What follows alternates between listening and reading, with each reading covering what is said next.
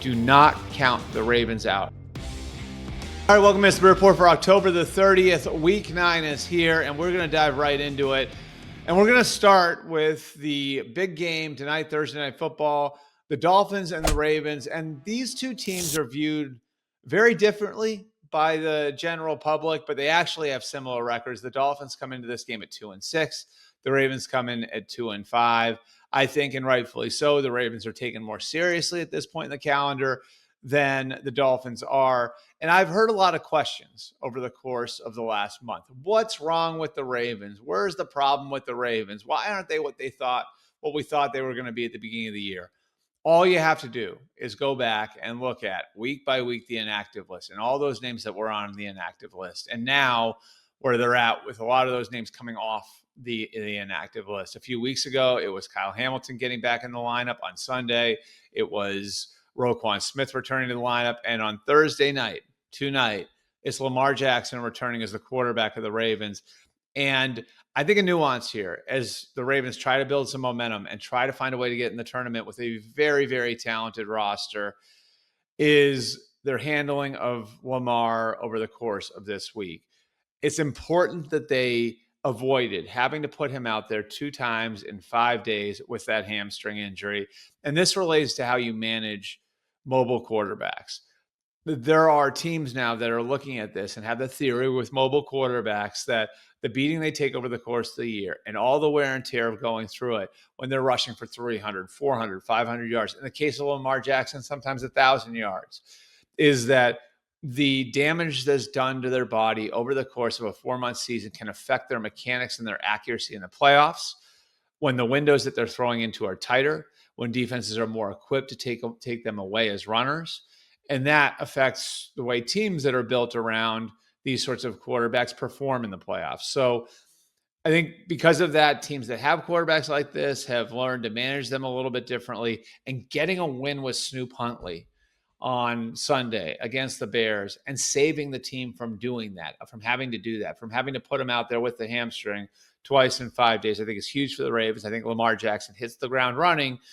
And now they've got a real chance to climb off the mat, because if they can beat the Dolphins tonight, then they go to the Vikings in week 10. And that's a Vikings team that's struggled a little bit.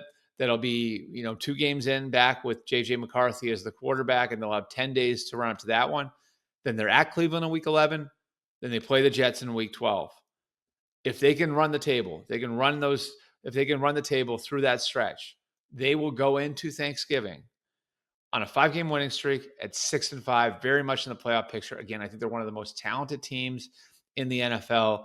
Do not count the Ravens out. I think they're very much a factor in the AFC playoff race. All right, the biggest matchup, and this will be our second topic, the biggest matchup of week 9, without question, is the Kansas City Chiefs going into Orchard Park, New York, and playing the Buffalo Bills.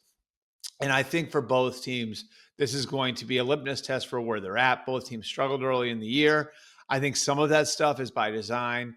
In this day and age in the NFL, the best teams, the most established winners, use the first month of the season almost as an extended preseason to manage injuries. In some cases, it's managing suspensions. For the Chiefs, it was managing the suspension of Rashee Rice. I think last week we started to see who these teams are becoming really over the last couple of weeks for the Chiefs. They beat the Lions on Sunday Night Football. And then they came back last week, and they beat the brakes off of the Raiders, and they dominated the Commanders in the second half on Monday night. So this is a Chiefs team that is ascending, and a Chiefs team that has the best skill position player back in Rice, has Travis Kelce, who now looks like a different player with a full complement of weapons around him. And then you got the 2 guys on the outside. This is the vision for the offense. It has been the vision for the offense all along, with Hollywood Brown and Xavier Worthy, forcing defenses to play them honest. I think this is a Chiefs team that's going to keep getting better.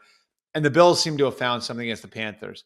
They didn't even really have to take the Ferrari out of the garage against the Panthers. They beat the Panthers senseless in Carolina last Sunday, and they did it on the back of their running game. And Josh Allen was just sort of a sidecar to what they were trying to do out there and establishing themselves at the line of scrimmage. The Bills, I think, have sort of found their identity now and how they played at both lines of scrimmage against the Panthers, and we'll see whether or not it holds up against the Chiefs. But again, this is a litmus test for both teams. Where are you at?